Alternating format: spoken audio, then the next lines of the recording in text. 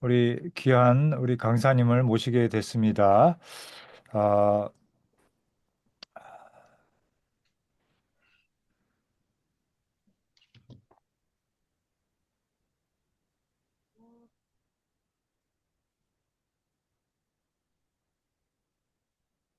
안 들리나?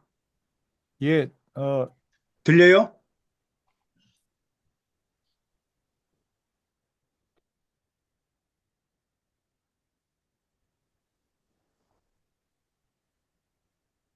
신동인 목사님 음, 들어오셨습니다. 반갑습니다. 안녕하세요. 예, 신 목사님은 강원도 평창에서 이렇게 목회하시는데, 예, 감리교회 목회하고 계시는데요. 음, 혹시 김영선 박사님하고 구매는 아니신지 모르겠습니다. 뵌 기억은 없습니다. 제가 워낙 오래전에 졸업을 해갖고. 네네. 평창이 아주 좋은 데인데요.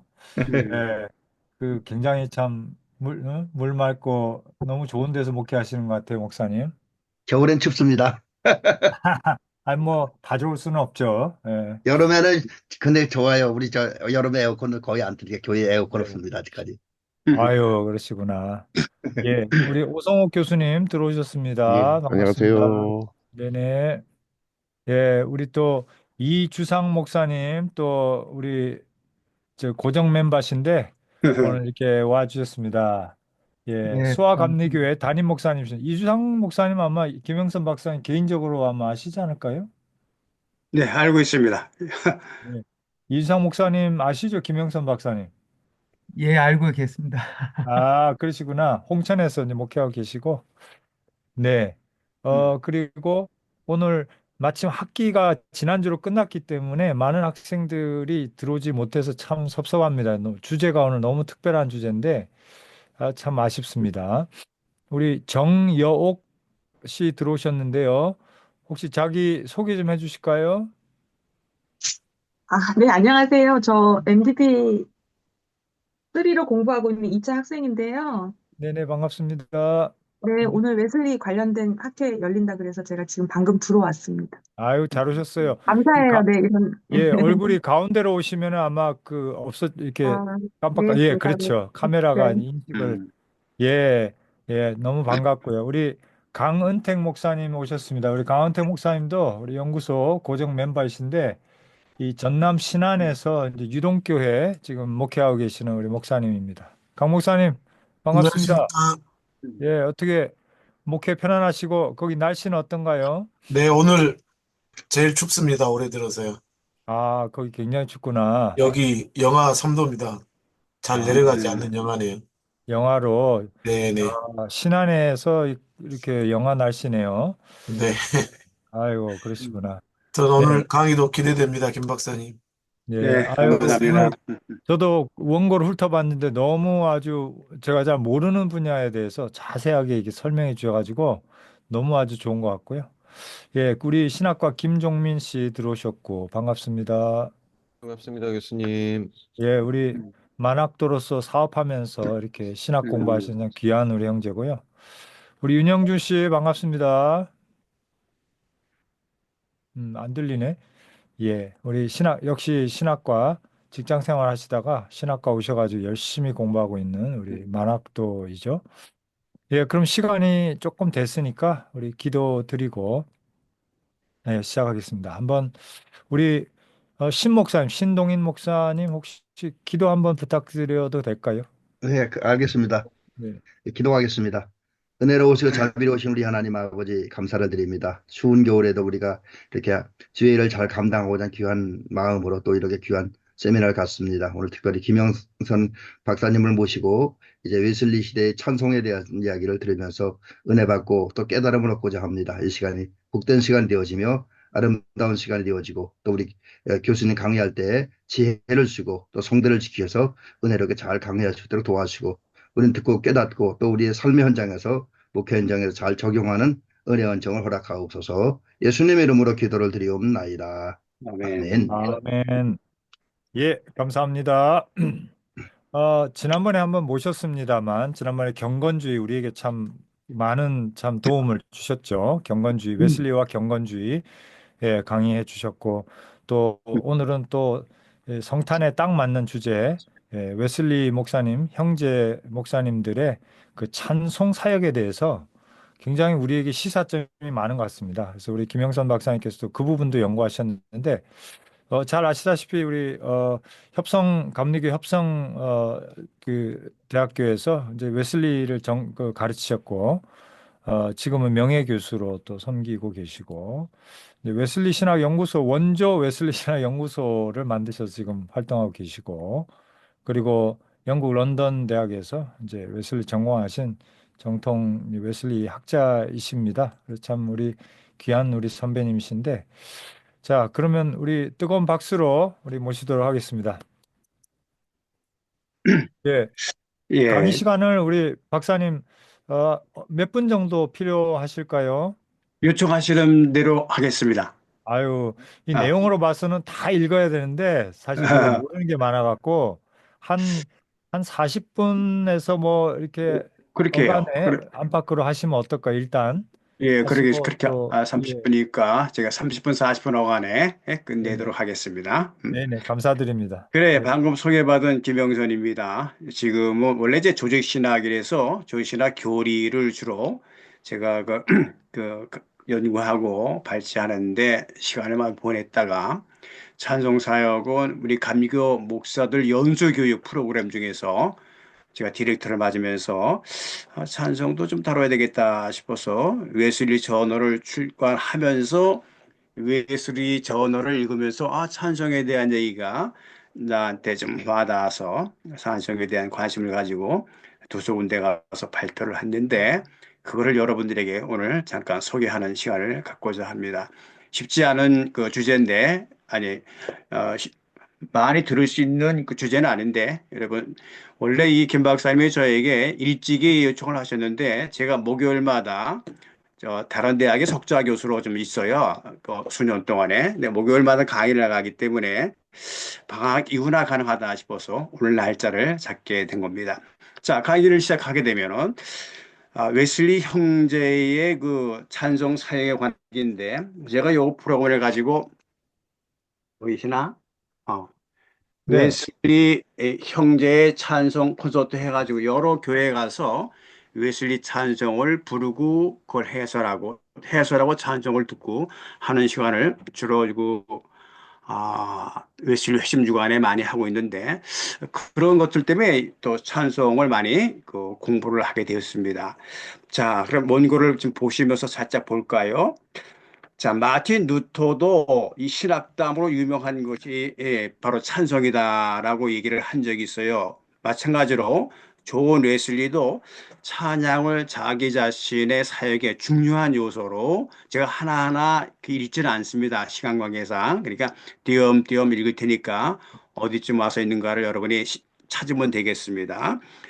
알다시피 웨슬리 형제는 조지아에서 사역을 하면서 찬송가 집을 출판하였는데 음악을 목회의 중요한 부분으로 인식했죠. 그러니까 나게 웨슬리 형제는 목회 초기부터 찬송가와 곡조지를 출판하여 웨슬리 찬송을 장려하고 늘 연구했습니다. 그래서 오늘은 그런 면을 따져보겠는데 이본으로 가게 되면 첫 번째 웨슬리 형제들은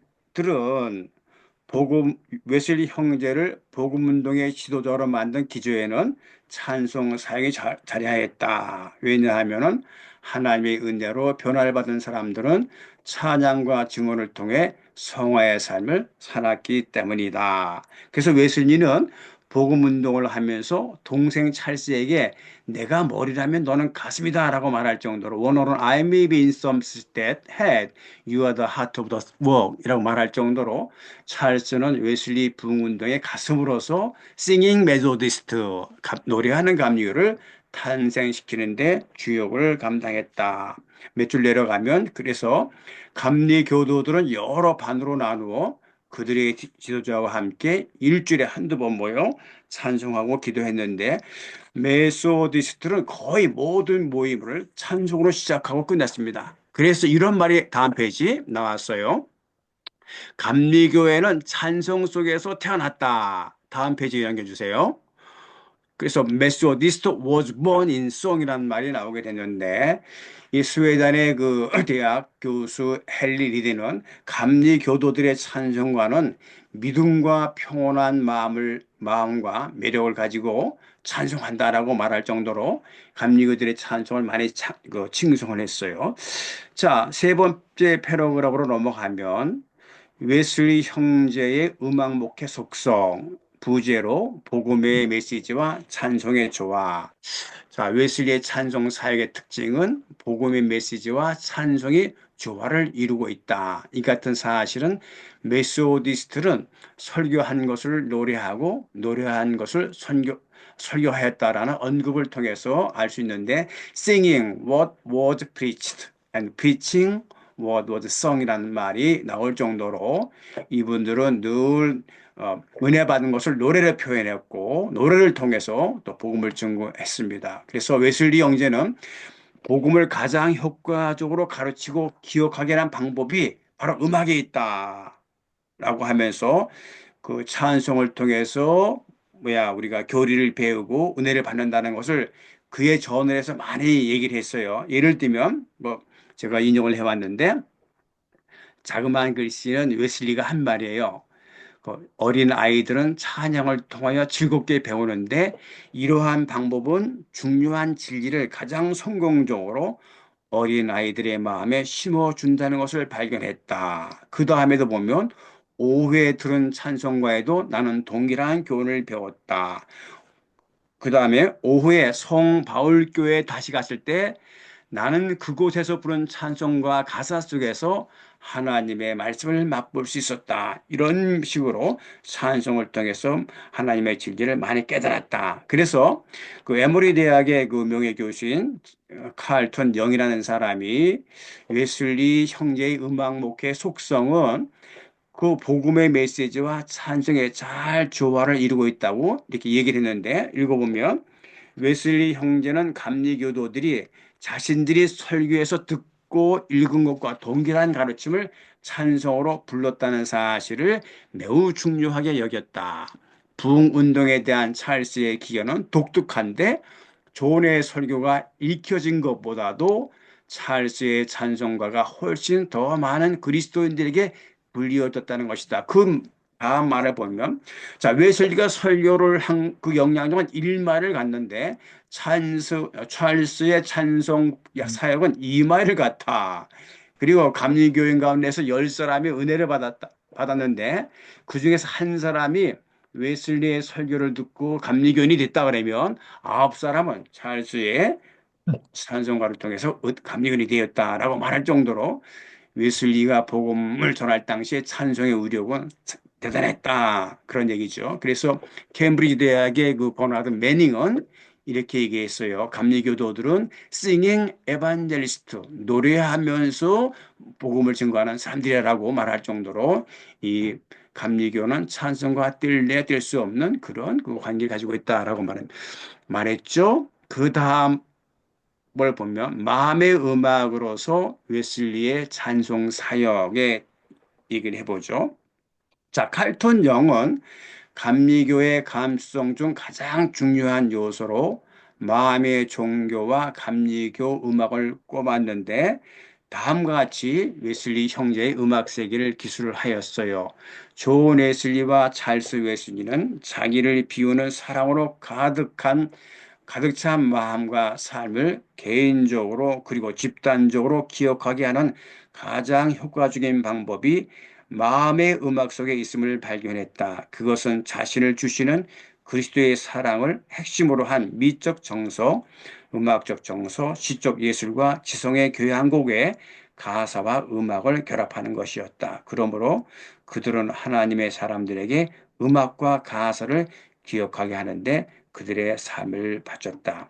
세 줄 건너뛰게 되면 웨슬리에게 마음은 하나님이 인간 안에서 활동하는 자리다. 그래서 웨슬리의 신학을 마음의 신학, 마음의 종교, 마음의 음악이라는 말이 나올 정도의 얘기가 있었는데 그 1759년 원죄라는 제목으로 설교를 했는데 그 설교 속에서 보면 종교의 위대한 목적은 하나님의 형상 안에 있는 우리 마음을 다시 새롭게 하는 것입니다. 라고 얘기했고, 또 마음의 할례라는 설교에서 신앙으로 할례 받은 마음이 없으면 하나님의 임재하실 수 없다. 또 산상수 4번에 보면 종교는 외적인 것에 있는 것이 아니라 마음에, 즉 가장 내면의 영혼에 있다라고 얘기했어요. 이와 같이 웨슬리의 그 회심 자체도 마음의 변화였었죠. 이상하게 마음의 뜨거워짐을 느낀 것이죠.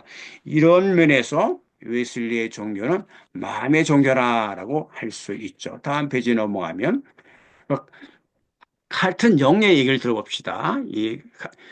칼튼 영은 웨슬리의 찬성을 전문으로 연구한 학자 중에 하나인데, 그는 이렇게 웨슬리 형제의 마음의 음악에 대해서 정의를 내리고 있는데, 마음의 음악은 단순하고 노래할 수 있고, 감동적이고 기억하기 쉽고, 가르치기 쉬운 회중의 노래다. 공동체를 연결해주는 마음의 음악은 모든 사람이 부르기 쉽고 기억하기 쉽고 예배에 합당하고 접근하기 쉬운 음악이었다. 이렇게 보면은 그 다음 마지막 패러그라 웨슬리의 부흥 운동이 성공할 수 있었던 것들은 사람들이 하나님의 은혜로 마음의 변화를 받아 그 마음으로부터 우러나오는 찬양과 증언을 통해 성화의 삶을 살았기 때문이다. 웨슬리는 신앙으로 할례 받은 마음이 없으면 하나님을 바르게 찬양할 수 없다가 보고, 찬송하는 사람은 믿음으로 마음의 정결함을 받고 희생적인 사랑을 실천해야 된다. 성화의 삶을 그들이 노래로 얘기했고, 노래를 통해서 성화의 삶을 전달했다. 그런 얘기가 되겠어요. 다음 5번에 보면 웨슬리의 찬양 사역의 면면을 볼 수 있는데, 웨슬리는 다양한 차원에서 찬송을 했는데, 웨슬리 저널에서 웨슬리의 찬양 사역의 면면들을 찾아볼 수 있는데, 그 다음부터 다 웨슬리가 직접 한 말입니다. 내가 이제 정리를 해보니까 예배와 집회 그리고 모든 모임에서 찬양했습니다. 보면 우리의 계획은 매주일 오후와 저녁 예배 후 성도들과 함께 찬양하고 말씀을 읽으며 대화하는 것이었다. 몇 줄 내려가면 우리는 찬양과 기도로 아침까지 하나님의 말씀을 사용했다. 찬양과 기도로 사용을 했다. 또 다시 찬양하고 나는 그들에게 짧은 설교를 했다.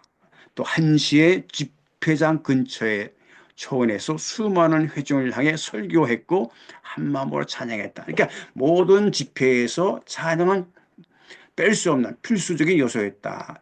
예배와 집회와 모임에서만 찬송할 것이 아니라 일상의 삶 속에서도 웨슬리는 찬양을 했다는 얘기죠. 보면은 자, 우리는 함께 찬양하고 윌리엄 로의 책을 조금 읽은 후 대화를 나눴다. 또 1시간 찬양하고 기도로 보냈다. 또 그 다음에 보면 형제들과 하나님을 찬양했다. 뿐만 아니라 고난과 역경 중에도 찬양했다. 파도가 아마 이게 웨슬리가 조지아로 선교로 나갈 때 모라비아 교도들이 그 파도가 치는 속에서도 그 찬양을 부른 거를 보고 그 다음부터 웨슬리는 이러한 은혜를 받았던 것 같아요. 전도하면서 많은 파도가 쳤을 당시에 그들을 생각하면서 노래를 불렀죠. 가사가 재밌어요. 깊은 파도를 헤치고 나아갈 때 나는 믿음으로 그의 도움의 약속을 구했네. 나는 담대히 그들의 강포를 두려워하지 않고 하나님이 거기에 계심으로 그들이 나를 해치 못한다네 라고 노래를 불렀습니다. 또 하나님이 임재할 때 찬양을 부었고 찬송으로 기쁨을 얻었다 이렇게 볼 수가 있어요. 찬송을 부를 때 즐거움을 경험했다는 얘기죠. 그 내가 그녀를 두 번째 방문했을 때 그녀가 하나님 앞에서 참으로 생기가 넘치는 것을 보았다. 그녀는 우리가 함께 하나님 안에서 행복한 시간을 보내기 위해 얼마나 당신을 기다려왔는지 몰라요. 같이 찬송을 불러요 라고 말했습니다. 그래서 내가 찬송을 시작했다. 웨슬리가 찬송 가사가 그러하죠. 내게 구원을 가져다 주신 그분을 나는 영원히 생각하고 노래하네. 그녀는 큰 기쁨으로 계속 찬양했다. 그러니까 찬양을 기쁨과 행복 속에서 했다는 얘기죠. 그 다음에 성가들을 통해서 찬양했다 하는 얘기가 나와요. 11시 30분에 예배가 시작됐는데 부목사가 기도문을 매우 잘 읽었고 교구 목사는 놀랍도록 진지하게 설교했다. 그러나 내가 가장 감탄한 것은 남성과 여성이 반반으로 구성된 40명에서 50명이 부르는 훌륭한 찬양이었다. 내가 이 나라에 온 이래로 그 어떤 교회에서도 이러한 찬양을 들어보지 못했다.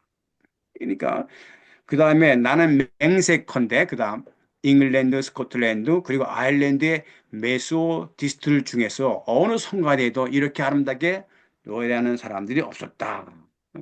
몇 줄 내려가면 그들이 함께 노래하는 영혼과 그 아이들이 가진 아름다움은 그 소년에 꼭 맞는다. 그래서 나는 우리 하늘 아버지 집에서 찬양하는 천사들을 지휘하고는 그것을 능가하는 어떤 성가대와 비교하는 것을 고백했다. 찬양을 통해서도 성가대를 통해서 찬양했다. 그 다음에 악기를 통해서 찬양했다는 얘기가 나와 있는데 보면 바이올린을 켜고 춤을 추면서 찬양을 했다. 또 오르간 연주를 통해서 찬양을 했는데 특별한 경험을 받았다. 또 유리잔을 통해서 악기를 했는데 은혜를 받았다. 철학기도에 반주를 맞춰가면서 노래했다. 이런 얘기들을 우리가 볼 수 있어요. 그 다음 페이지로 넘어가면 그 웨슬리는 찬양할 때 악기를 사용하여 야외 설교할 때 오보의 연주자가 찬송하도록 인도했다. 그러니까 웨슬리는 악기 사용을 금하는 것이 아니라 자기가 복음 전도할 때 악기 사용을 장려했고 또 오보의 연주자가 찬송을 인도하게 할 정도로 그리고 존 웨슬리와 찰스 웨슬리 자신도 플룻을 연주했습니다. 그 보면은 각주 25번 다음에 보면 웨슬리는 자신의 영적 생활의 일부로서 매일 그리고 일정한 시간에 찬송하고 플루트를 연주하는 데 보냈다. 웨슬리가 초기 사역 20년간 매일 반복한 일 가운데 하나가 플루트 연주가 들어있었다. 조지아 주에서는 아침 8시 50분부터 9시 15분까지 플루트 연주를 했다. 그 찰스 형제가 이렇게 음악에 관심이 많고 스스로가 이렇게 플루트 연주를 했다. 아무튼 여러분에게 드리고 싶은 얘기는 웨슬리 시대 다음 배로가 웨슬리 시대 감리교회에서 악기는 폭넓게 사용되었다는 거. 그 다음에 이제 타이틀로 넘어가면 음악의 힘에 대한 웨슬리의 발견이죠. 웨슬리는 음악의 힘, the power, the thought on the power of music이라는 논문을 썼어요. 그러니까 이제 여러 가지 논문을 썼지, 노예에 관한 그 논문도 썼고 다양한 방식의 사회에 관한 논문도 썼지만 특별히 재미있는 게 음악의 힘이라는 제목의 논문을 썼는데 이것을 아르메니안 그 당시에 출간되는 잡지에 실렸고 1815년 맨체스터 총회는 웨슬리가 쓴 음악의 힘에 대한 논문을 출판해서 목회자들에게 배포하고 목회자들은 가능한 그 논문이 권장하는 바를 실천할 것을 권할 정도로 웨슬리가 쓴 이 음악의 힘은 상당히 영향력이 있었던 것 같아요. 자, 웨슬리는 마음의 종교라고 할 만큼 찬송을 신경을 썼는데 바로 그것이 바로 음악의 힘이 아닐까라고 하는 겁니다. 자, 재미있는 얘기 하나 했는데 웨슬리는 음악의 힘이 있었다는 것을 고대 역사에서 찾아봤는데 시험을 해봤어요. 덴마크 왕이 어느 날 음악가에게 음악이 무슨 특별한 감정을 일으킬 수 있느냐 물으니까 음악가가 예스, 해봐라.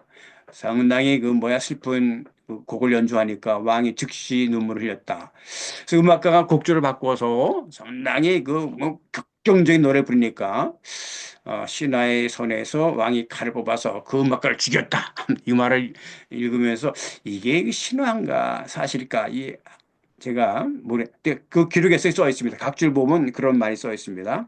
그 얘기는 이제 그만큼 음악에 힘이 있다는 것을 이런 예라든가 실화를 들어서 웨슬리가 얘기해 줍니다. 그래서 그 실제로 사역 속에서 찬송을 많이 불렀는데, 자, 배의 갑판에서 찬송을 부르니까 사람들이 많이 왔어요.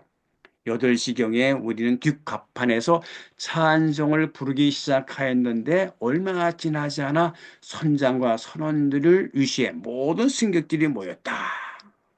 그러니까 노래를 부르면 배 쪽에 있는 사람들이 몰려드는 거죠. 그때 이제 설교를 하고 또 사역을 했다. 그 다음에 그 마을 한가운데서 찬양을 부르니까 마을 사람들이 몰려들었다. 그래서 또 복음을 증거했고, 그 나중에 얼마 후에 100명, 300명이 몰려들었다. 또 얼마 후에 나는 성을 향해 걸어갔는데, 그리고 찬송을 부르기 시작했는데 여기저기서 사람들이 몰려들었다. 이와 같이 이 배 안에서뿐만 아니라 마을 쪽에서 찬송을 부르니까 사람들이 몰려들었다. 그 다음 페이지 넘어가면, 자, 웨슬리는 음악은 사람만이 아니라 동물도 반응하게 한다 하면서 그 동물도 음악에 반응한다는 사실을 이렇게 얘기를 하고 있습니다. 웨슬리 왈, 우리가 찬송을 부르고 있는데 여러 곳에서 뛰는 말들이 우리에게 몰려드는 것을 보고 나는 놀랐다. 사자와 호랑이뿐만 아니라 음악을 들을 귀가 그들에게도 있다는 것이 사실인가? 웨슬리 저널 1769년 7월 3일자 저널을 보면 그런 말이 쭉 나오죠. 자, 한 패러 넘어뜨리면 웨슬리는 감동적인 면에서 악기 연주보다 독창을 좀 이렇게 선호하는 경향이 있어요. 그렇다고 해서 악기를 무시하는 건 아니지만은 웨슬리는 핸델의 메시아를 듣고 평가를 잘했죠. 특별히 그 메시아의 평가를 듣고 뭐라고 얘기했냐면, 나는 그와 같이 크고 아름답고 정교한 음조를 내는 오르간을 보거나 들은 적이 없다. 그리고 지극히 높은 곳에서 하나님께 영광을 일하는 음악은 내 생각에 메시아를 능가하는 것 같았다라고 오르간 연주에 대한 그 호평을 하게 되었습니다.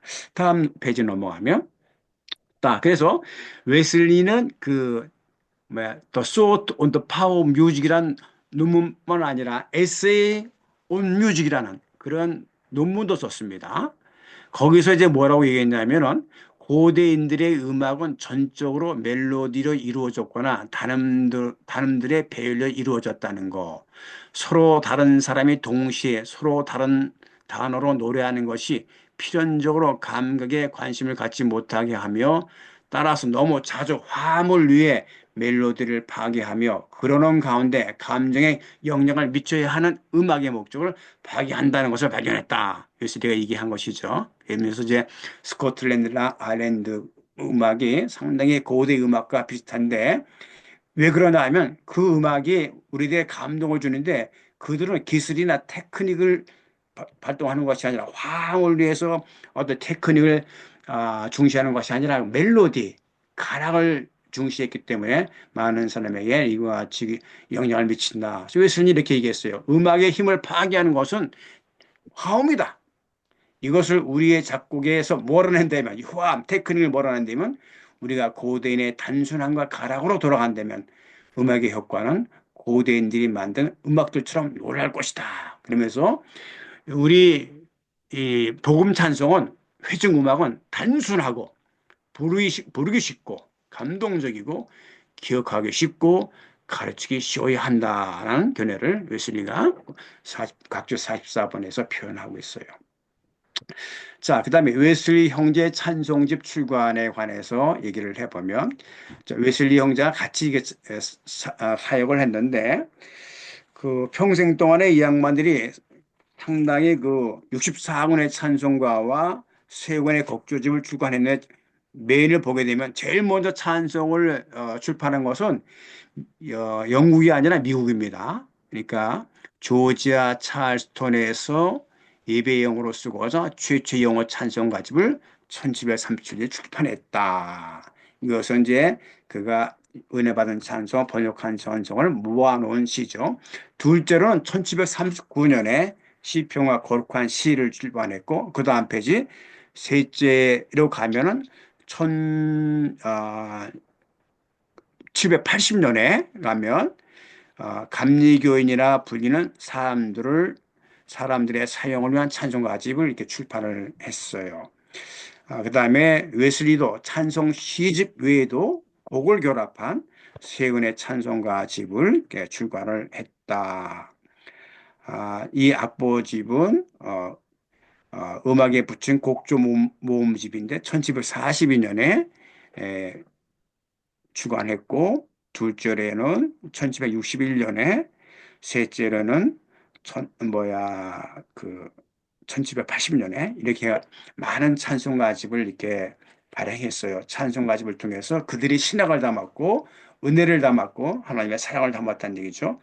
자, 그 셋째로 다음 패러그를 보면 웨슬리 형제가 편집한 찬송의 특징은 노래하기 좋은 멜로디를 사용하는 것이다. 그래서 반세기에 걸친 복음 운동이 끝날 때까지 웨슬리 형제는 64권의 찬송가집과 3권의 곡조집을 출판했는데, 감리교인들의 모임에서는 곡조를 통한 기억으로 인해 그리스도 안에 있는 하나님의 구원하시는 능력에 대한 신앙을 전하고 기억하고 예배 외에 이를 통한 신앙을 유지했다. 다음 찰스 웨슬리 찬송사요. 그 기록에 의하면 그 찰스나 존이나 음악적인 훈련을 받았다는 기록은 없어요. 찰스 웨슬리의 음악적인 그 기량은 주로 그의 형 존과 함께 교회에서 같이 찬양대에서 교회에서 이렇게 찬양하면서 그 구력으로 일궈내는 실력이다라고 이렇게 부른 사람이 많았습니다. 이제 도티라는 사람이 찰스에 대해서 이제 평가를 많이 하고 있는데, 찰스는 찬양하기에 좋은 목소리를 지니고 있었고, 때로는 설교할 때에 강조하는 구절로 노래를 했다. 또 찰스의 부인 셀리도 아름다운 목소리를 지녔고 80살이 되도록 아주 노래를 불렀고 96세 때에도 노래를 불렀다. 이렇게 그 두 부부가 이렇게 음악에 아주 관심이 많았고 사랑했다는 것을 볼 수가 있어요. 그래서 찰스 웨슬리도 일생 동안에 찬송을 6,000곡, 9,000곡을 이렇게 지었는데 학자들마다 좀 달라요. 칼턴 정은 찰스 웨슬리가 약 9,000편 썼다라고 말하는 사람이 있고, 또 어떤 찰스 협의회에서는 또 그게 아니라 정확하게 8,989편이라 그게 그거인데 어쨌든 간에 거의 그 수천 편에 이르는 찬송을 남겼다. 그래서 찰스 웨슬리 우리나라 찬송가에도 한 10대 편의 그 찰스 웨슬리와 존 웨슬리가 지은 찬송가이 실렸는데, 예전에는 24곡이 실렸는데 찬송가 많이 변경되면서 좀 빠지긴 했습니다만, 그 웨슬리 형제가 그 쓴 찬송가를 가만히 살펴보면은 웨슬리의 신학이 나타났다. 자, 찰스 그게 12페이지 봐. 12페이지 그게 아니고 12페이지에 보면은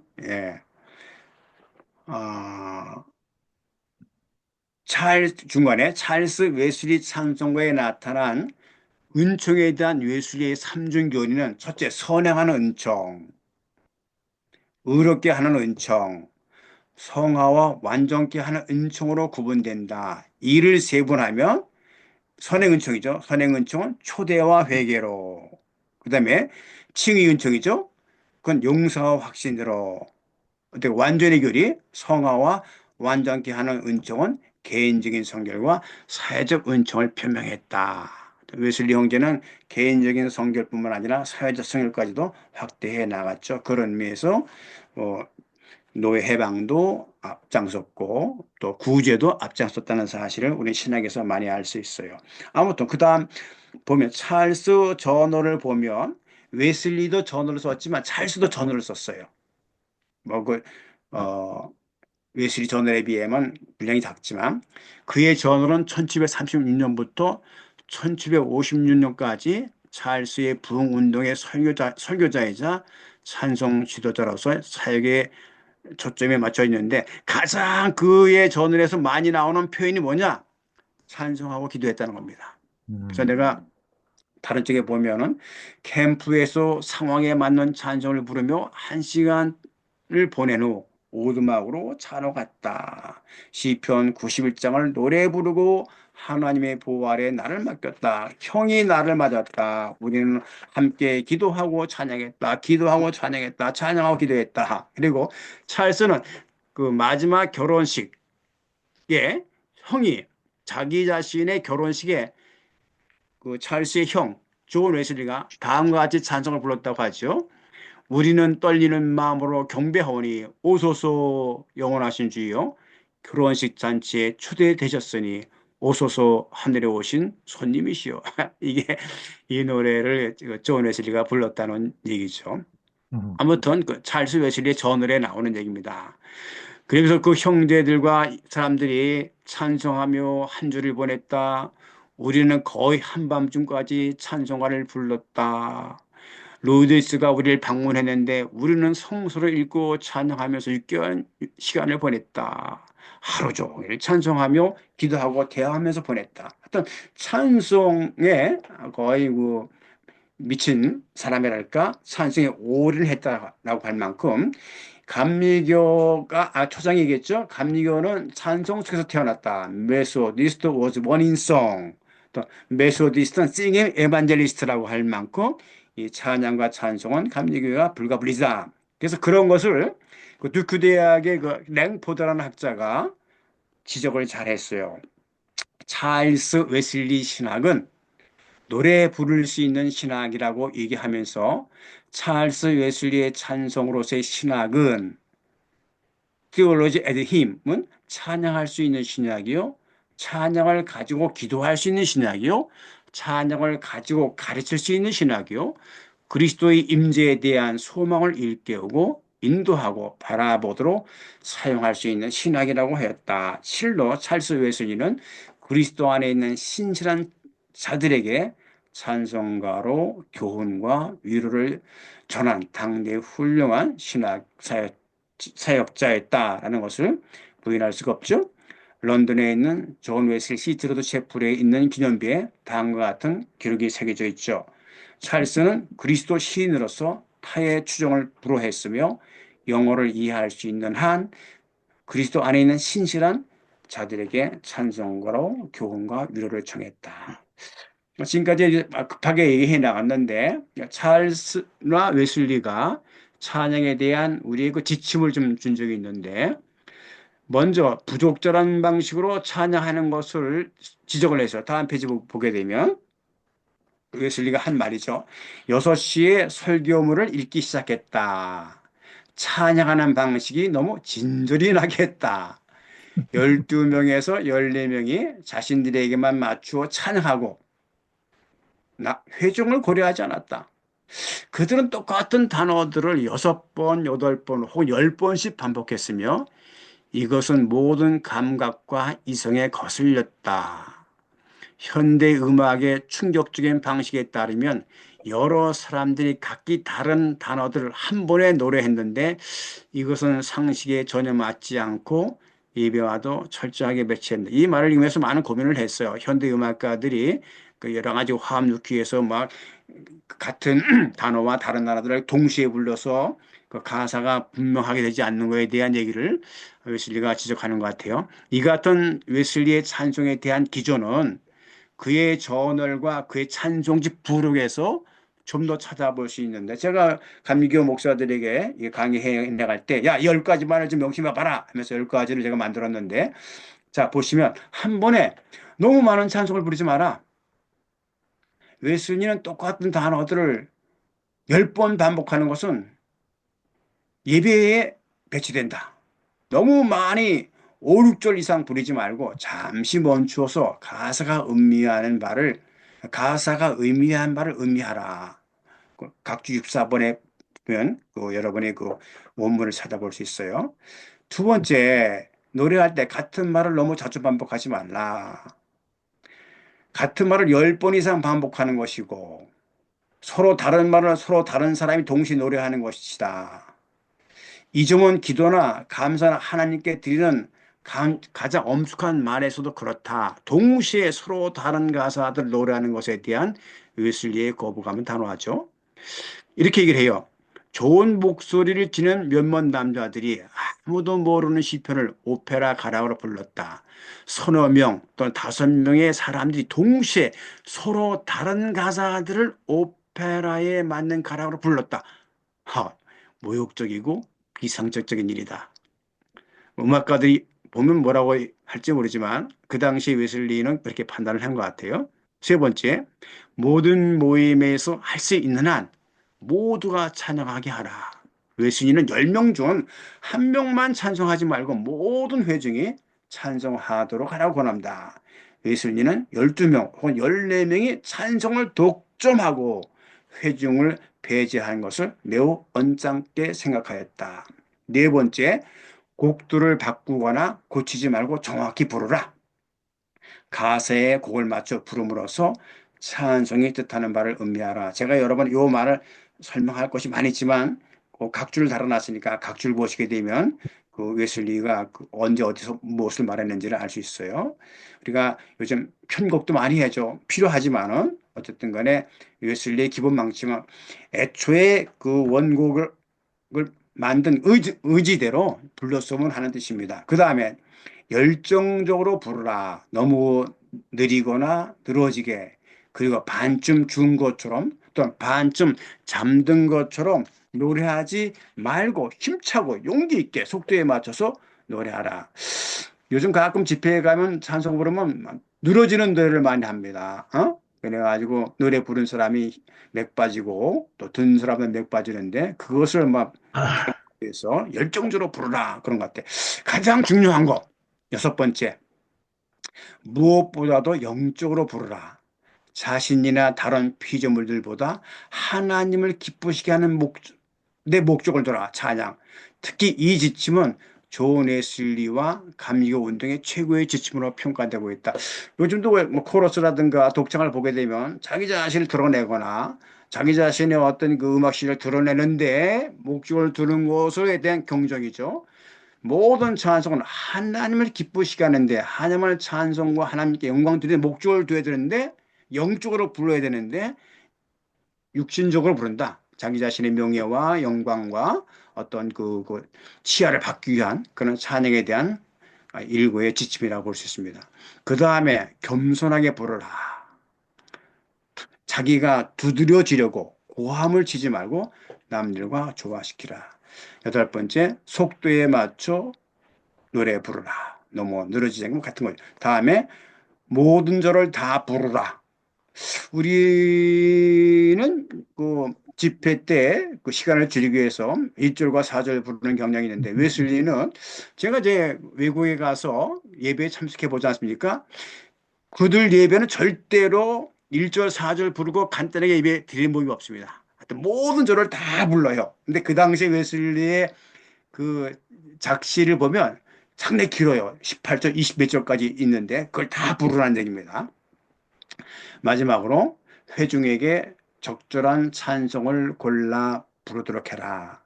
웨슬리는 선곡의 신중을 기하여 찬양의 경건성을 잃지 않도록 하였다. 제가 시작한 지가 한 30분 좀 넘어가기 때문에 제가 이제 끝낼게요. 나가는 말에 그 마지막 6번을 볼까요? 6번을 다음 페이지 6번을 가면 읽을게요. 웨슬리는 음악은 사람들을 불러 모으고 그들에게 감동을 주는 힘이 있음을 제시했다. 이미 얘기했죠? 그리고 고대의 음악이 많은 사람들에게 감명을 주는 것은 화음의 기술에 의해서가 아니라 전적으로 멜로디와 단음들의 배열로 이루어졌음을 지적하였다. 회중음악은 단순하고 부르기 쉽고 기억하기 쉽고 가르치기 쉬워야 한다는 견해를 강력히 피력하면서 무엇보다도 찬양은 영적으로 불러야 한다는 등을 제시하는 웨슬리의 몇 가지 제시하는 웨슬리의 지침들은 오늘 우리 찬양 사역을 한번 되돌아봐야 하지 않겠나 하는 생각을 해봅니다. 이 찬송에 대한 신학적인 고찰을 하지 않고 제가 찬송에 대한 고찰이라고 한 것은 여기에 신학을 제가 뺐어요. 아까 제 웨슬리의 그 찬송시 가사를 보게 되면 거기에 선의 은총도 있고 칭의 은총도 있고 또 중생 은총도 있고 영화 뭐 이렇게 그 성결의 성화의 은총이 나오는데 그런 것들 웨슬리의 찬송 가사를 몇 개를 보게 되면 볼 수 있어요. 나중에 질문이 있으면 제가 추가적으로 얘기하고 발제가 너무 길었기 때문에 오늘 이 정도 여러분에게 발제하고 질문 시간을 갖게 하겠습니다. 발제 마치겠습니다. 감사합니다. 아유, 감사합니다. 그 발제를 이제 토론의 시간을 갖기 위해서 이렇게 잘 시간을 지켜주시느라고 맺은 말이 좀 아쉬운데요. 6개 중에 이제 6번째만 읽어주셨는데 제가 그 한번 우리 상현 씨, 우리 조교 한번 우리 간사님이 한번 비춰주면 그 음, 마지막 나가는 말만 한번 같이 좀 읽어봤으면 좋겠습니다. 봅시다. 요약을. 좋아. 네네. 1번 나가는 말 1번 감리 교도들은 노래하는 노래하는 자들이라 자들이여 불릴 정도로 감리 음, 교도들은 찬양 속에서 태어났다고 평가받을 정도로 찬송은 메소디즘의 특징이 되었다. 2번 웨슬리 형제는 찬송을 목회의 중요 부분으로 인식하고 찬송을 연구하였다.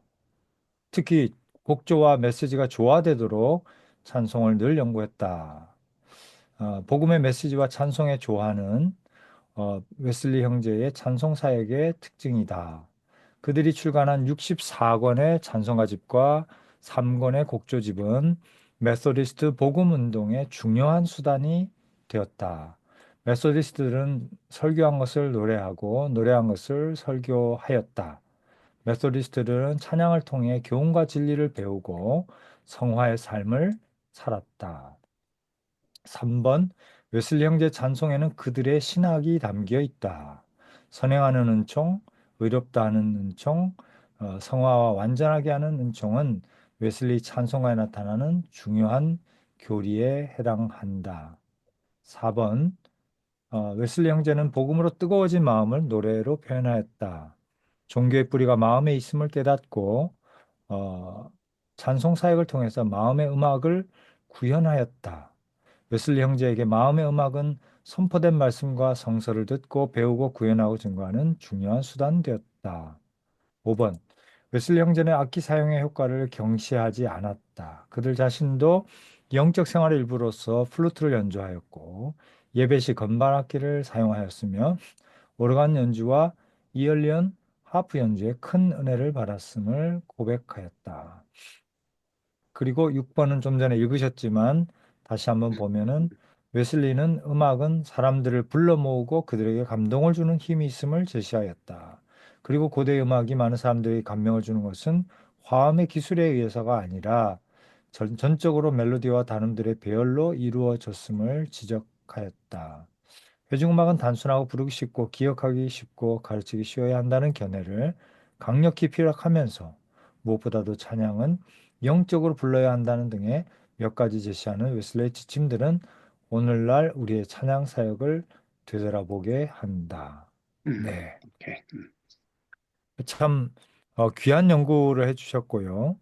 또 이렇게 요약해서 우리에게 웨슬리 형제의 찬송 사역, 찬양 사역에 대해서 소개해 주셔서 다시 한번 감사를 드립니다. 자, 그럼 우리 자유롭게 좀 그 발제 내용을 가지고 음, 우리가 음. 같이 좀 토론하면 좋겠습니다. 네, 자유롭게 질문도 해주시고 코멘트도 해주시면 좋겠네요.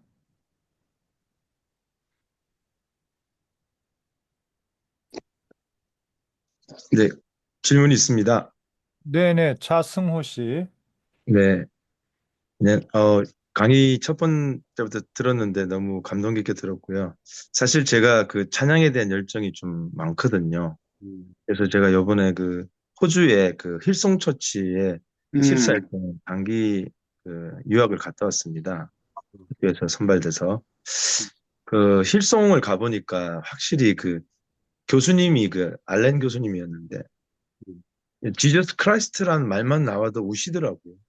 네, 음, 그것을 볼 때에 상당히 그 힐송처치가 왜 전 세계 60개국에 그 지부가 있고 그 찬양 하나를 통하여 상당히 많은 영감을 지금 전 세계에 주고 있거든요. 음, 그들의 음악을 들어보면 상당히 아까 교수님께서 말씀하셨듯이 그 음악 자체가 악기보다는 그 영성이 많이 들어가 있더라고요. 그래서 거기 이제 방송 시스템이라든지 그 연습하는 과정에 저희들이 참여하면서 저희 서울신대에서 처음으로 이제 그 힐송 칼리지랑 제휴가 돼서 갔다 왔는데 너무 은혜를 많이 받았습니다. 그래서 우리 서울신대 내에서도 그 음악을 한번 같이 해보겠다고 하는 그 친구들이 모여서 이제 힐스티유라고 하죠. 힐송과 STU가 합쳐서 힐스티유라는 또 조직을 만들었거든요.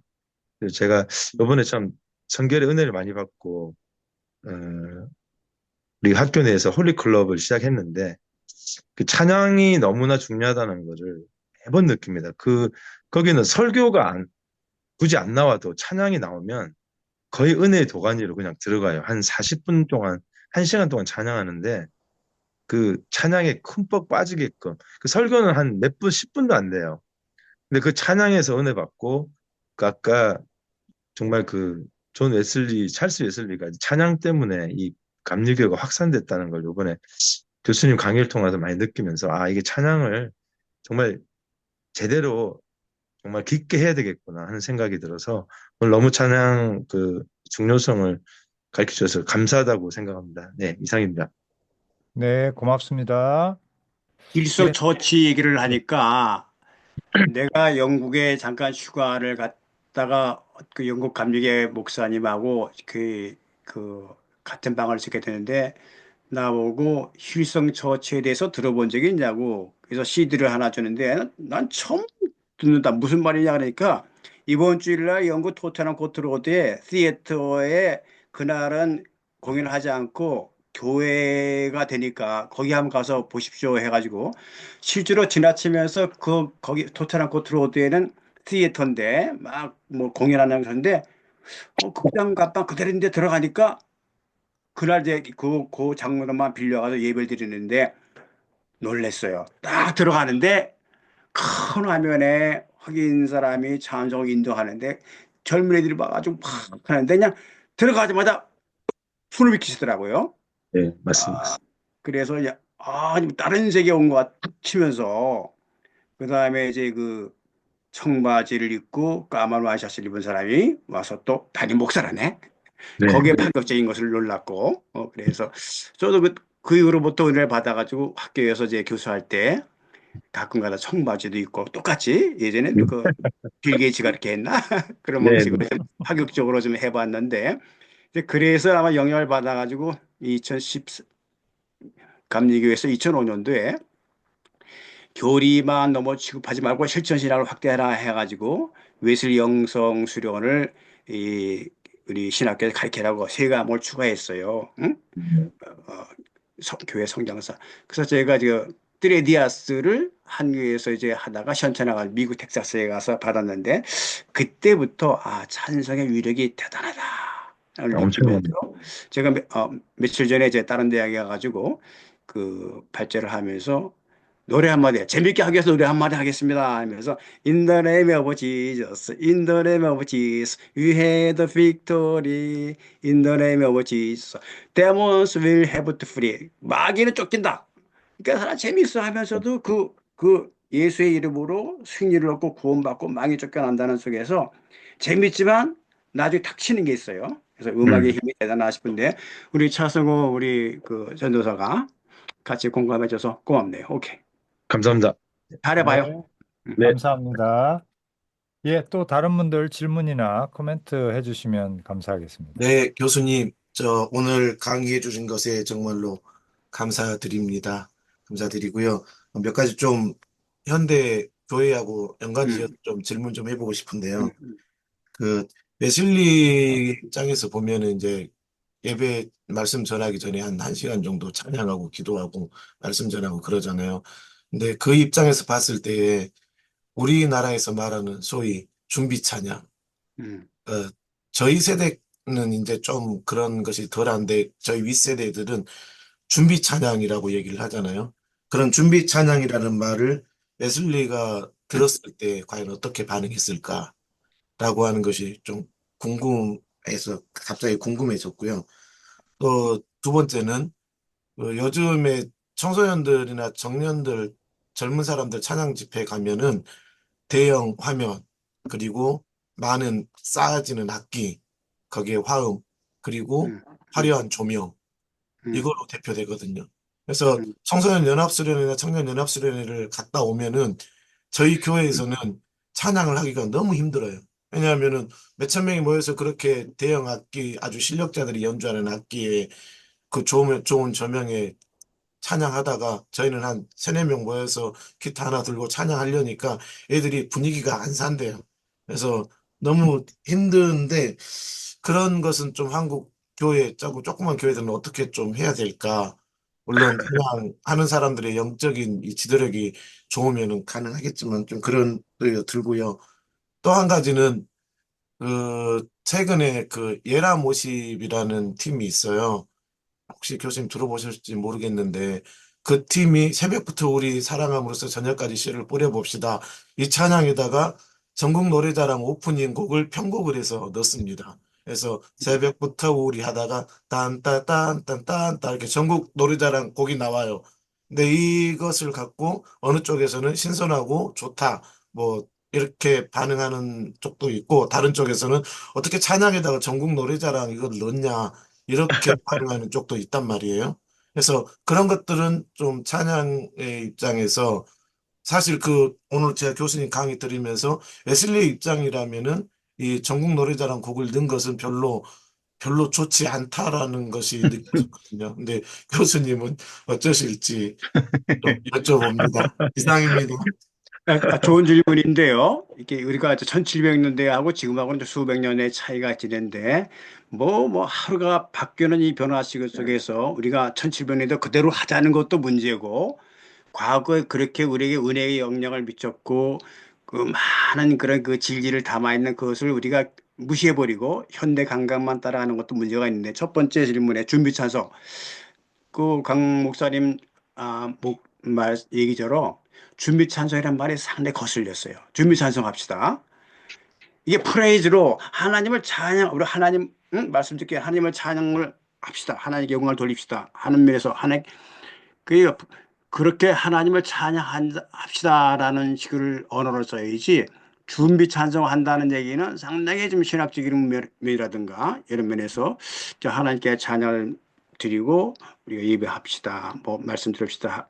멘트가 그렇게 가면 좋은데 준비 찬양이라고 하는 것은 찬양 인도하는 분들이 조금 우리가 좀 어, 생각할 바가 크다. 두 번째, 대형교회나 큰 교회 가면 뭐 어마어마한 뭐 강대 전체가 그냥 영화보감보다 더 큰 화면이 있는 교회가 있습니다. 그러다가 이제 찬송인도 하는 사람들이 크로즈 때에서 해면 뭐 우리가 영화관에서 보면 나오듯이 상당히 우리가 일어나죠. 그런 면에서 또 그렇게 통해서 우리가 영감도 받고 열정도 있고 그런 면을 우리가 경시할 건 아니지만 너무 현대 테크닉, 웨슬리가 지적했습니까? 그리고 율동, 화음, 멋진 조명이 그 하나님의 진정한 영적인 면이 가려선 안 된다 싶어서 어느 한쪽을 택하라고 하시진 않아요. 그렇게 임 목사님처럼 저 시방에 있는 사람들에게는 그렇긴 하지만 그분들이 진정으로 즐거움과 어떤 관능을 위해서 부른다면 하나님이 기뻐하지 않을 것이다.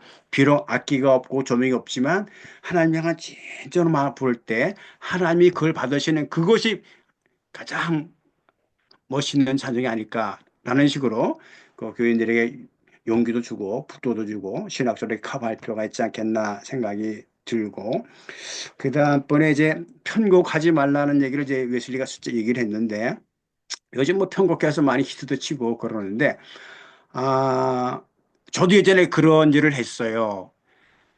유행가 사랑해 당신을 정말로 사랑해 아주 옛날 유행가 우리 시대 때 노래인데 그거를 내가 고등학교 시절에 교회 가지고 사랑해 주님을 사랑해 주님 바꿔 불렀어. 싫어해 사탄을. 근데 교회들은 좋아한단 말이지. 근데 지금 생각하면 야 내가 철이 없었지. 예? 철이 없었지. 하필이면 그런 걸 그런 면에 대해서는 조금 너무 그 좋은데요. 무조건 나쁘다, 좋다라고 말할 수 없지만 그 당시에는 교회들이 맥혔는데 지금 생각해 보면 아, 근데 지금도 그런 그 가사 바꿔 부르기는 어, 그 교회에서 많이 하는 프로그램이에요. 그렇죠. 특별히 뭐 새신자들 작정하고 할 때 새신자들이 잘 아는 대중가요로 해서 그 가사를 바꿔 부르는 그런 의미는 상당히 많이 있고 또 새신자들한테는 그게 되게 좀 잘 먹히는 것 같기도 하거든요.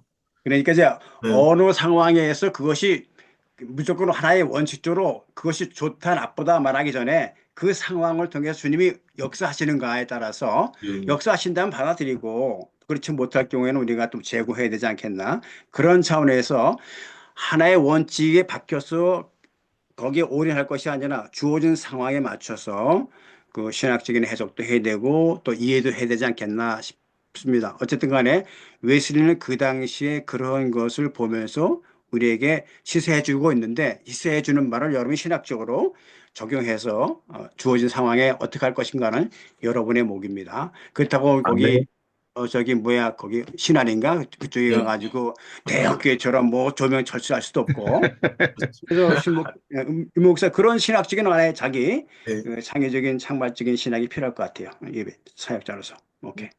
제가 오늘 강의 들으면서 또 한 가지 느낀 건 좀 말씀을 드리면은요.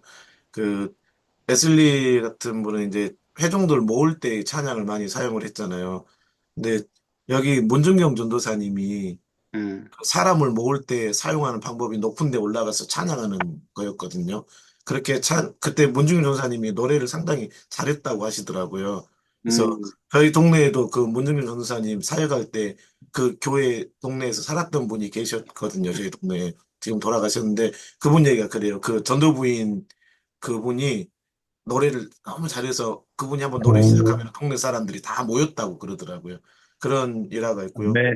또 저희 어렸을 때 여름성경학교 시작하는 날 선생님들이 북을 등에 메고 북을 치면서 저희 동네와 옆 동네를 돌아다니면서 찬송하고 돌아다녔거든요.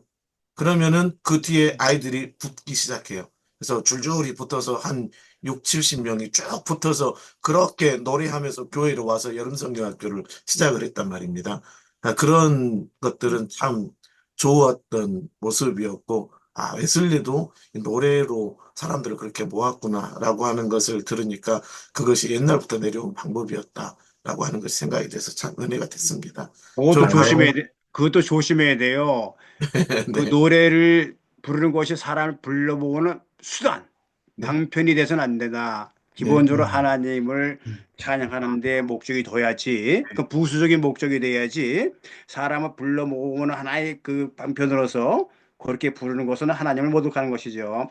찬양은 하나님을 영광을 돌리는 거니까. 제가 제 영국에서 유학할 때 오픈에어 갑시다 해서 오픈에어가 뭔가 했더니만 밖에 나가서 노래하면서 전도하는 거예요. 이걸 오픈에어라고 그러는구나 싶은데 오늘날 자동차를 끌고 다니면서 예수 전당, 지호 전당 그러면서 이게 뭐 띠를 두르면서 하는 거에 대해서는 그래서 사람들이 많이 무관심하고 뭐 저래야만 되나 하는 것이 있는데 거기에 대한 또 단점이 있는 것 같아요. 그래서 그런 과연 저분들이 영적으로 그 하나님을 찬양하는 모습 속에서 그 지나가는 행인들이 좀 감동을 줘야 할 텐데 행사를 위한 행사 그거를 통해서 은혜 받는 사람들이 좋게 평가하는 사람이 얼마나 있을까 그런 것도 개교의 목회자들이라든가 교단 차원에서 깊이 신학적인 판단을 해줘야 되지 않겠나 생각이 들어요. 네, 감사합니다. 또 다른 분들 좀 말씀 좀 여기 교수님, 저 네네, 평창의 신목사님. 신동인 목사입니다. 네네네. 안녕하세요, 교수님. 저 처음 뵙는 것 같은데, 제가 그 찬송에 대해서 몇 가지 좀 궁금한 게 있어서 전화 좀 질문 좀 말씀드려보려고 그러는데, 우선 그 찬송을 부를 때 그 예배 때마다 늘 고민이 사실 설교 메시지하고 찬송 내용을 맞추기가 쉽지 않더라고요. 우선 그 설교 메시지와 찬송 내용에 딱 맞는 게 그렇게 많지 않은 걸 하나 느낍니다. 그래서 그게 하나의 고민이고, 그 다음에 이제 제가 그 어느 세미나, 이제 영상 세미나 갔다가, 영상 목회 세미나 갔다가 어떤 그 다른 저 아래쪽 목사님한테 이렇게 세미나 받았는데, 그 찬송을 가지고 설교를 편집했더라고요. 그래서 그분이 이걸 이제 그 논문으로 이렇게 썼던 적이 있는데, 그 부분에 대해서는 그 찬송을 설교를 이렇게 만드는 거, 이렇게 편집해서 설교 시간에 사용하는 건 어떻게 생각하시는지 저도 그걸 몇 번 해보긴 했는데 그건 어떻게 교수님 생각하시니까 한번 말씀해 주시면 좋겠습니다. 뭐, 삶 속에 일어나는 모든 것들이 다 우리가 설교의 자료가 되고, 또 이렇게 그 출처가 되겠죠. 그, 이게 왜냐하면 웨슬리가 찬송시를 지었을 당시에 찬송시에 자기의 신앙 고백이 담겨 있고 신학이 담겨 있거든요. 이제 그런 찬송시를 은혜를 받게 되고 영향력이 있으면 거기에 해당되는 성경 말씀을 우리가 찾아서 이런 성경 말씀이 이런 찬송에서 잘 구현이 됐고 이 찬송가를 보면 이러이러하다 해서 설교를 거기서 얼마든지 우리가 확장하고 구현할 수 있죠. 뭐 나쁘다고 보지 않아요. 그렇지만 하나님 말씀에서 출발하지 않고 찬송가에서 출발하는 것은 문제가 있지만 하나님의 말씀을 통해서 원천적인 뿌리가 거기 있고 전개하는 과정 속에서 찬송이라는 그 수단을 우리가 적용하면 좋지 않겠나 하는 생각이 들어요. 이 이제 우리가 찬송가 설교를 쓰신 아니 논문을 쓰신 목사님은 이 찬송을 이렇게 찬송 설교를 하니까 교인들의 신앙이 머리 신앙에서 가슴 신앙으로 내려온다 그런 강의를 한번 하시더라고요. 예, 그렇습니다. 왜냐하면 그렇습니까? 그러니까 그 찰스 웨슬리가 상당히 이성적인 사람이거든요. 옥스퍼드 대학에서 설교도 상당히 이성적으로 했고 그의 조지 히필도 상당히 감성적으로 설교를 했어요. 근데 그 당시에 맥힌 거는 웨슬리 설교보다 조지 히필드의 감성적인 설교가 맥혔어요. 그다음에 웨슬리의 이성적인 설교보다는 동생 찰스 웨슬리가 음악으로 이렇게 그 복음을 증거할 때 그거로 이제 많은 은혜를 받고 그리스도인이 되었다는 얘기인데 그만큼 설교의 힘을 무시할 수는 없지만 원초적인 것은 하나님의 말씀이지만 그 말씀이 어떤 그 방편과 수단을 통해서 열매 맺을 때는 찬송의 그 유력이 크다. 그래서 마틴 루터나 존 웨슬리가 아까 얘기했듯이 신학당으로 중요한 것이 찬송이다. 찬송에 대해서 연구했고 탐구했고 올인했다. 그런 것들이 있습니다. 그러니까 목사님도 그 찬송과 설교를 어떻게 접목시킬 건가에 대해서 나름대로 주어진 사역지에서 노력을 해야 되고 우리가 늘 예배 드릴 때 찬송이 안 할 수 없으니까 찬송과 설교를 접목시키려고 해당 구조를 많이 찾는데 꼭 뭐야 그 말이 일치하지 않아도 그 감정적으로 이렇게 좀 통할 수 있으면 상관없어요. 네, 감사합니다. 뭐 또 이렇게 참 좋은 저도 주제로 어, 이렇게 대화를 하니까 새롭게 또 도전이 있네요. 예, 다른 분들 또 말씀 네, 좀 주시죠. 저도 한번 네네, 느낀 점 김종민 씨. 말씀드리고 싶은데 네네네. 보통 이제 웨슬리 목사님을 생각할 때 이미지를 그려보면은 뭐 나와 있는 그림 같은 것들을 봤을 때 무표정으로 굉장히 딱딱하고 어떤 이성적인 모습, 합리주의적인 모습들을 연상하기가 보통 그려지는 이미지가 그런 부분들인데 그렇죠. 그 말씀해주신 목사님께서 말씀해주신 내용들을 쭉 봤을 때 굉장히 뭐 찬송 부르면서 기뻐하고 또 찬송 부르면서 슬퍼하기도 하고 그랬던 것들을 보면 설교 자체는 이성적으로 하셨지만 굉장히 감수성이 깊으신 분이 아니셨을까 이런 웨슬리 목사님의 어떤 그런 감성적인 부분들에 대한 재평가를 좀 해봐야 되지 않을까 이런 생각이 좀 들었습니다. 네. 웨슬리가 얼마나 감성적인 사람인가 하면요. 그리가 얘기하신 것처럼 그 초상화를 보게 되면 상당히 그 옥스퍼드 대학이고 또 그런 그 당시에 경험론과 합리론이 그 대세였으니까 그런데 이제 웨슬리의 그 글을 보면 주일날 예배를 끝나고 나서 자기 집 그러니까 브리스톨 거기 그 집에 있을 당시에 가만히 앉았을 당시 때 하나님의 은혜가 너무 감동스러워서 그 자리에서 꿇어 앉아서 기도를 했다고 그래요. 그래서 요 자리가 그 자리라고 얘기를 하는데 그런 의미에서 참 이게 이성적인 교육을 받았지만 하나님의 은혜를 생각하면서 참 마음이 여린 사람이라 눈물이 많았던 사람이다. 글 속에서 많이 드러나지 않지만 일상 삶 속에서 하나님의 은혜를 생각하면서 참 그 마음을 하나님께 바치느라고 또 나를 위해서 그분이 돌아가신 걸 생각하시니까 내 죄를 위해서 그 웨슬리 찬송 속에서 가장 많이 나오는 가사 중에 하나가 Jesus died for me. He blooded for me. 나를 위해서 피를 흘리셨다. 이런 찬송가 가사에 너무 많아요. 그런 걸 음미해 나갈 때 웨슬리는 눈물을 흘리면서 하나님의 은혜에 감격했다는 얘기들이 다른 글 속에서 많이 나와요. 그러니까 알려진 것 이상으로 눈물이 없는 사람이 아니라 참으로 마음이 여린 그런 사람이라는 것을 웨슬리 공부하면 나와요. 그렇습니다. 네, 감사합니다. 또 말씀 안 하신 분 중에 혹시 코멘트나 또 질문 있으실까요? 예, 교수님, 제가 아마 질문 드려도 될까요? 그렇죠. 예, 네네, 이상 목사님. 예, 교수님 오늘 좋은 발제를 통해서 음, 그 웨슬리안들의 어떤 좋은 전통이 뭔가를 다시 한번 깨닫는 좋은 시간이 된 것 같습니다. 복음의 메시지만을 좀 강조한 것 같은데 우리가 음, 성경에서 읽고 설교로 가르친 것을 일상에서 찬송으로 하나님을 높이는 그런 신학적인 목회적인 통합이 있으면 좋겠다. 그런 도전을 받게 되는 것 같습니다. 그리고 교수님께서 그 12쪽에 웨슬리의 교리를 삼중 교리로 아주 음, 정확하게 정리를 해 주셨는데 음, 이 음. 삼중 교리에 맞게 찬송가를 좀 분류하거나 연결시킨 그런 연구나 그런 논의가 있는 부분이 있나요? 예. 어, 우리 그 협동대학교에서 그 웨슬리 연구회를 신학회를 하면서 여러 가지 하다가 그 나영석 교수 이름으로 이제 그 웨슬리 찬송 시집을 한 500권인가 800권 실은 책이 하나 나온 적이 있어요. 두꺼운 책으로.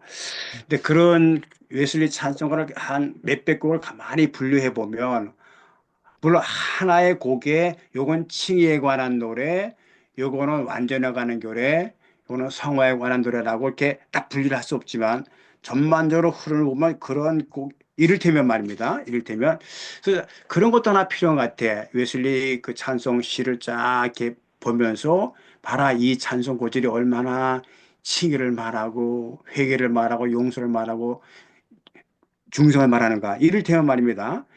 제가 교회 가서 이렇게 웨슬리 형제의 찬송 콘서트, 토크 콘서트를 해 나갈 때 제일 먼저 부른 노래가 이거예요. 이게 내셔널 앤썸 오브 메소디즘, 감리교의 메소디즘의 애국가라고 불리는 노래가 있는데 그게 And Can It Be Should I Gain이라는 그런 제목인데 그 뭐야 한국말로는 감당 못할 내 은혜 뭐 어찌 날 유험인지 유함 이온지 그렇게 되는 노래인데 여기에 보면 그 부제가 프리그레이스입니다. 그래서 아 하나님은 얼마나 나를 사랑하시는가 선제적인 은총 선행 은총의 모습이 나와 있습니다.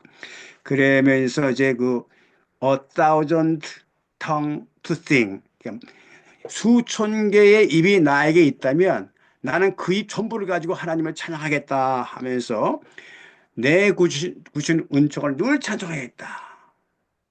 그렇게 이제 선의 은총을 얘기한 가사들 또 하나 좋은 그 노래가 있는데 Where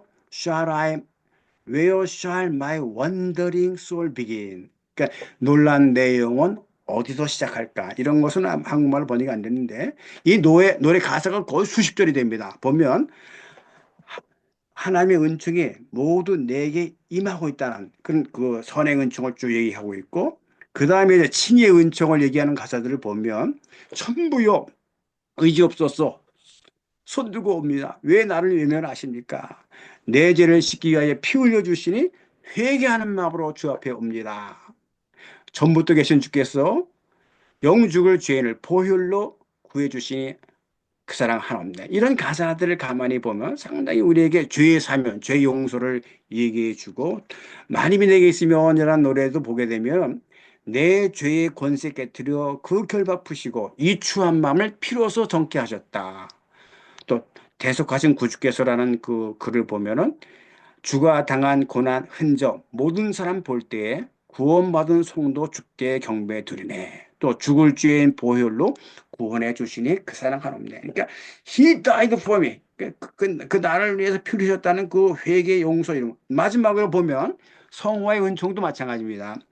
그 내 주님은 살아계셔서라는 그 찬송을 보게 되면 그 가사 중에 나를 거룩하게 하려 주 나를 부르시니 나를 거룩하게 하려 주 나를 부르시니 주의 은혜에 내게 넘쳐 주 뜻을 이루리. 이런 얘기는 수백 가지의 찬송 가사들을 가져올 수 있을 겁니다. 그래서 그런 가사들 모으면 이렇게 찰스 웨슬리 형제가 노래를 통해서 성화를 강조했고 회개를 강조했고 또 용서를 강조했고 은혜를 강조했다는 얘기. 그래서 그런 얘기는 또 다른 페이퍼가 요 15페이지를 썼는데 이것도 많은 것 같아서 여러분에게 좀 자료가 과잉 같긴 했습니다만 우리 이 목사님 좋은 질문이신데 이런 것들은 또 다른 글을 통해서 그 웨슬리 형제의 찬송 시집에 나오는 시를 통한 웨슬리 신학의 그 선별성, 웨슬리 그 교리성을 찾아낼 수 있는 것인데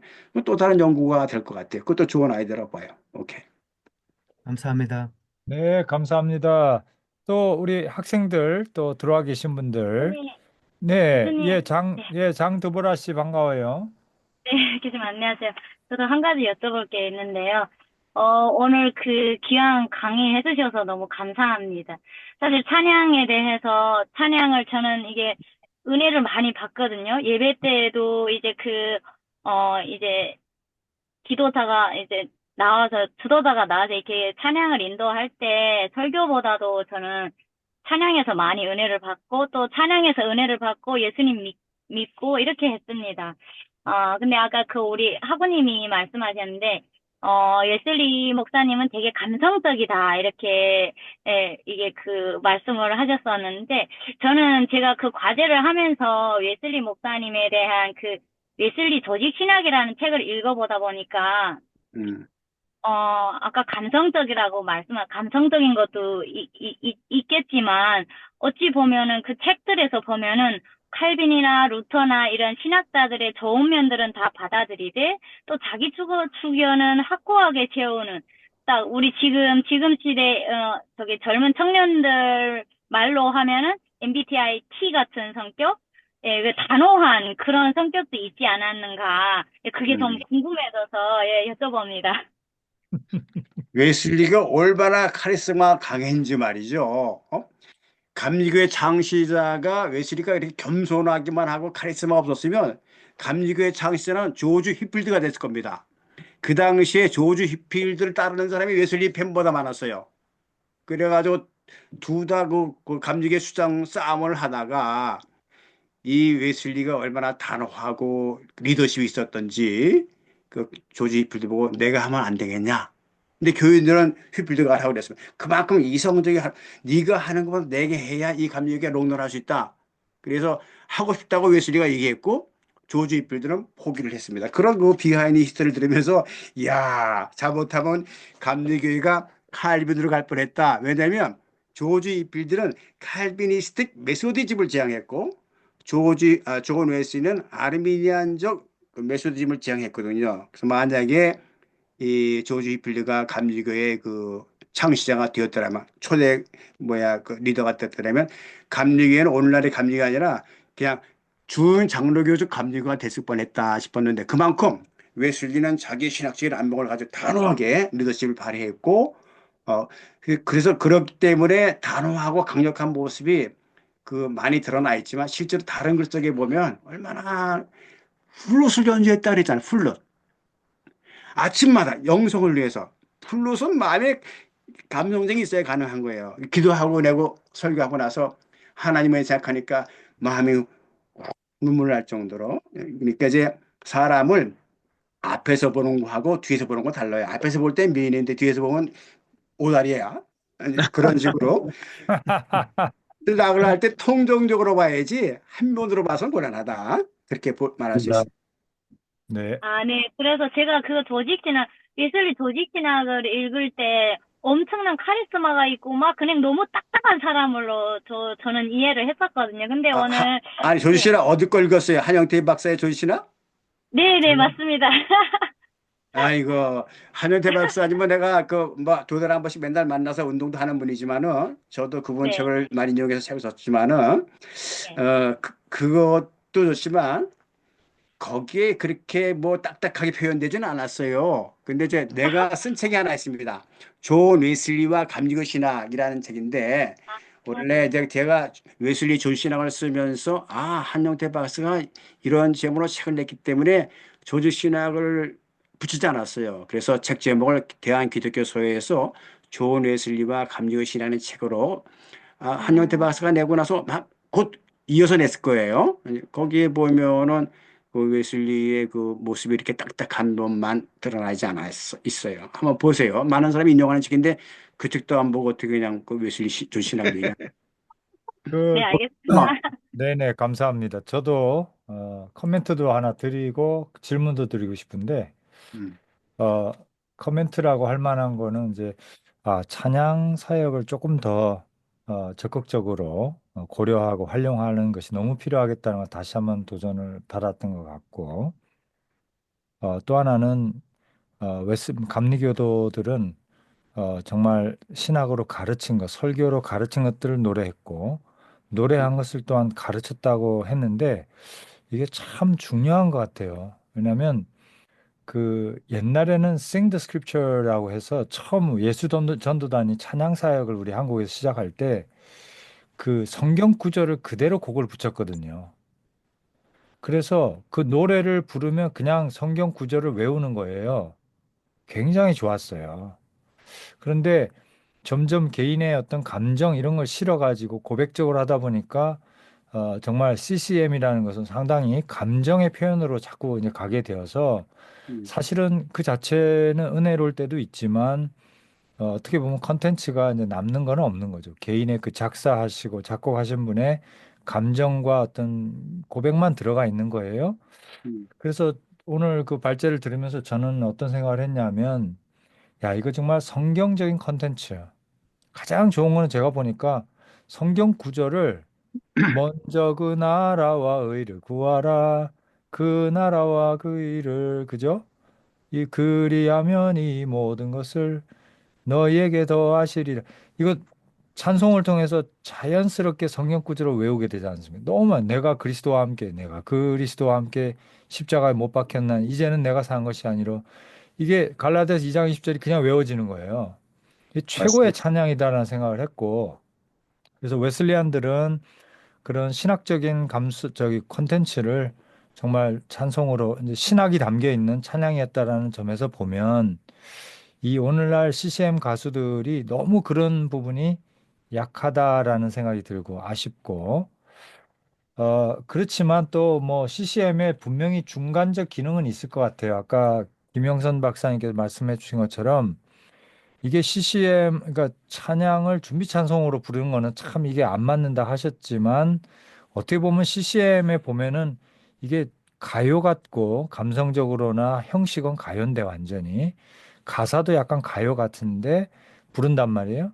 그런 것들은 제가 볼 때 어떻게 보면은 진정한 예배 찬양과는 구별해 주면서 우리가 또 중간 단계로 도입 단계로 준비 찬송으로 준비 찬양으로 우리 활용할 수 있는 그런 또 곡들도 있는 것 같아요.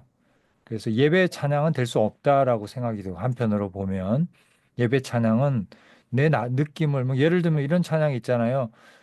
따스한 성령님 마음으로 보내 내 몸을 감싸는 뭐 뭐 만족함을 느끼네 뭐 이런 가사가 있어요. 굉장히 좋은데 너무나 주관적인 자기 감정의 표현이거든요. 성령님이 오시니까 내 마음이 참 편하고 만족감을 느낀다. 이게 어떻게 찬송 예배 시간에 들을 수는 없잖아요. 그러니까 이제 분명히 구별되는데 제가 볼 때는 이제 그렇지만 하나의 그 열린 예배라고 하는 것처럼 찬양에도 그런 중간적 기능을 가진 그런 CCM이 또 기능이 또 있을 수 있겠다는 생각도 해보고요. 그런 여러 가지 생각을 참 도전과 음, 생각을 하게 음, 됐고요. 한 가지 질문을 드린다면은 이제 신학의 원리로서의 경험을 얘기할 때 웨슬리는 하나님의 그 경험을 사람들이 주관적으로 가지는 감정적인 어떤 체험적인 경험 이런 거보다는 하나님의 진리가 하나님의 교리가 개인의 삶 속에서 드러나는 것이다라는 식으로 해서 하나님 중심적인 경험의 원리를 이렇게 말한 걸로 알고 있는데 이제 여기 또 찬송론에서 보면 찬양에 대한 이해에서 보면은 웨슬리는 적극적으로 우리의 감성적인 어떤 그런 체험들, 변화들 이런 것들을 적극적으로 수용한 것으로 이렇게 보이거든요. 그래서 김 박사님께 하나 여쭤보고 싶은 것은 그런 차이, 신학의 원리로서 우리가 경험 안에서 우리가 하나님의 진리를 파악할 수 있는 이제 그러한 신학적 원리로서의 경험과 또 웨슬리가 얘기하는 감성적인 찬양을 통해서 우리가 움직여지는 그런 감성적인 경험들과 어떻게 우리가 이게 조화롭게 이해할 수 있을까 하는 그런 질문이 아까 좀 생겼어요. 여러분, 뭐 우리 다 알다시피 웨슬리 신학은 아이드 오어 이쪽이나 저쪽이나 한 가지 택하는 신학이 아니라 많이 귀가 아프게 들었을 거예요. 보스 양쪽을 다 수용하는 신학이다. 그래서 에큐메널적이고 상당히 그 조화된 신학을 하는 그런 그 메소디즘을 추구한다라고 얘기했지 않습니까?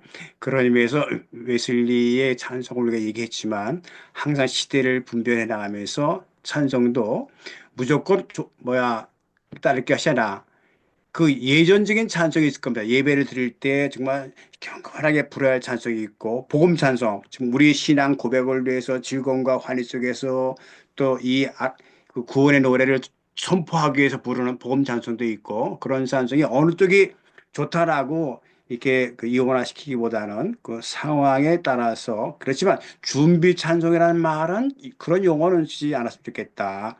말의 아가 나를 오다르니까 이렇게 우리가 주님을 찬양한다는 차원에서 우리가 우리 신앙과 선포를 해서 그렇게 복음 찬송이 있을 수 있고 예배 찬송 우리가 그 예전적인 찬송이 있을 수 있겠다.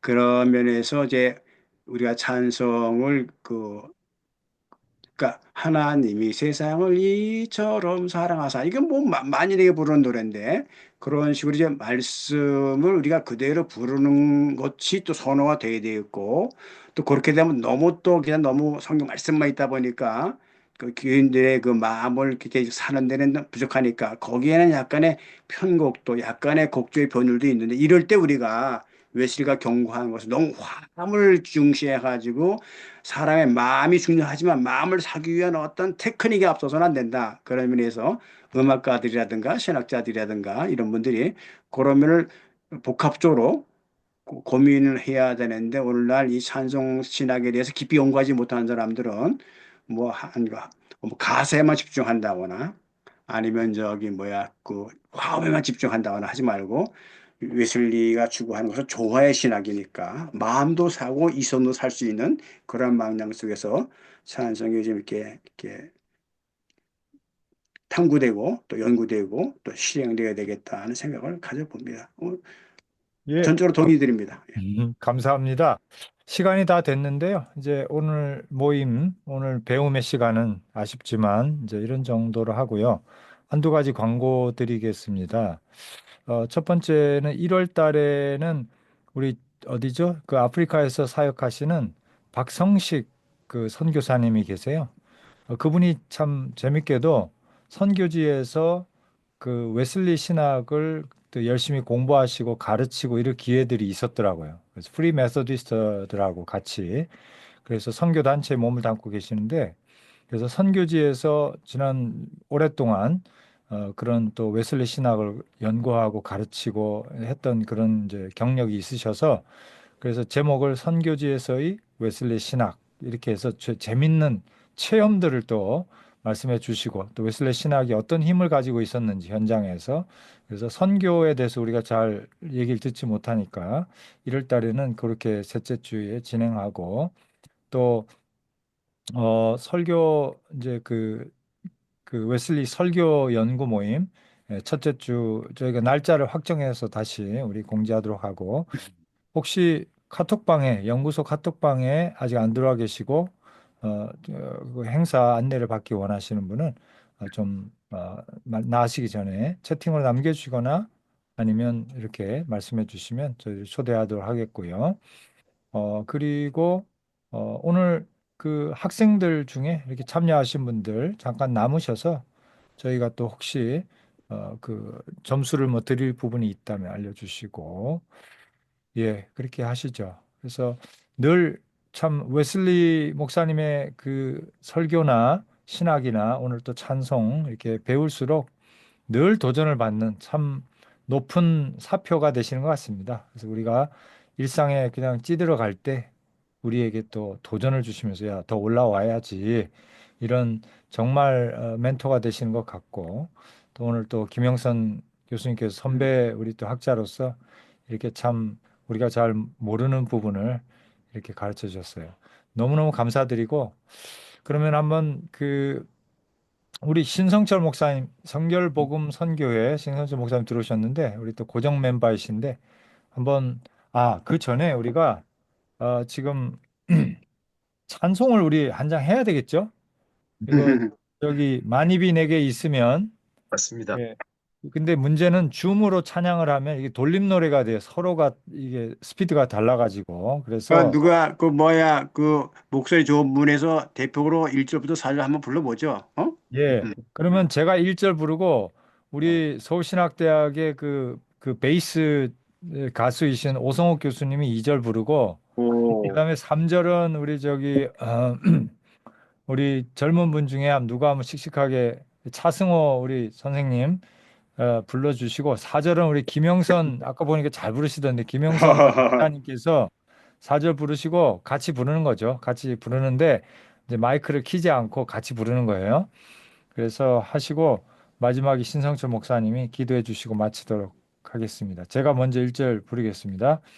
만입이 내게 있으면 그 입 다 가지고 내 구주 주시는 종을 늘 찬송하겠네. 내 은혜로우신 하나님 날 도와주시고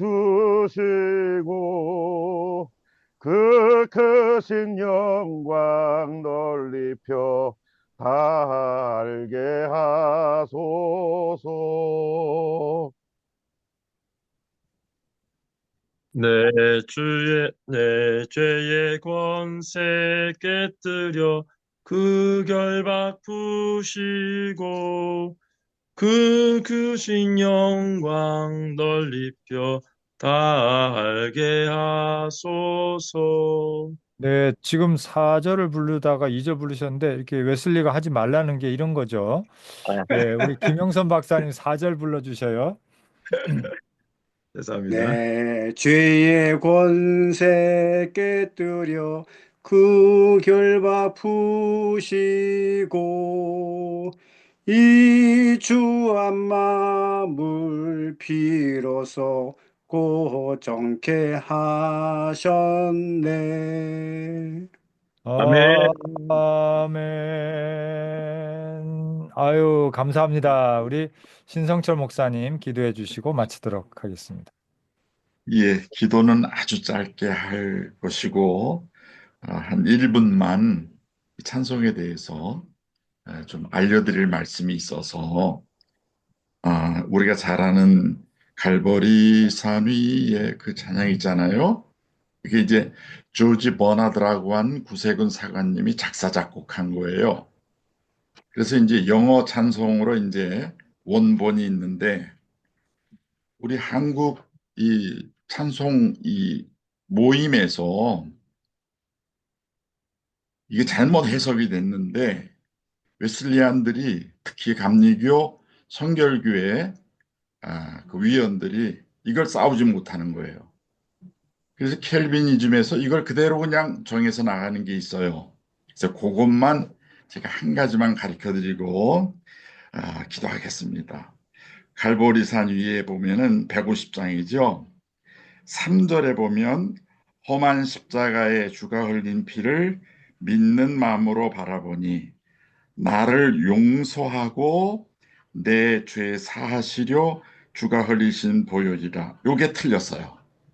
네, 그 버나드 사가님은 나를 용서하고 pardon me 그리고 and sanctify me.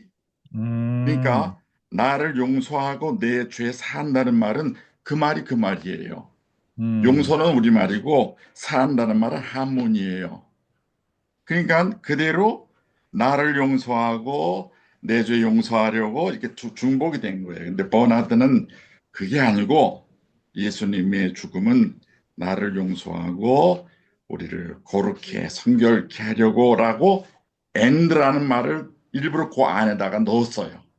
그래서 여러분들이 시간 혹시 되면 영어 찬송가에서 150장을 한번 확인해 보시면 좋겠습니다. 하나님 감사합니다. 성탄의 달 우리 아기 예수님을 이 땅에 보내주신 하나님, 우리의 모든 죄를 다 없애하려고 보내주셨으니 감사합니다. 아멘. 고백하고 찬양하고 전파하고 그리고 그 감격 속에 사는 한 해가 될 수 있도록 도와주옵소서. 아멘. 귀하신 강사님을 통해서 너무너무 좋은 말씀 많이 배우게 하시니 감사합니다. 예수님의 이름으로 기도하옵나이다. 아멘. 감사합니다. 우리 김영선 박사님 자주 좀 모시도록 노력하겠습니다.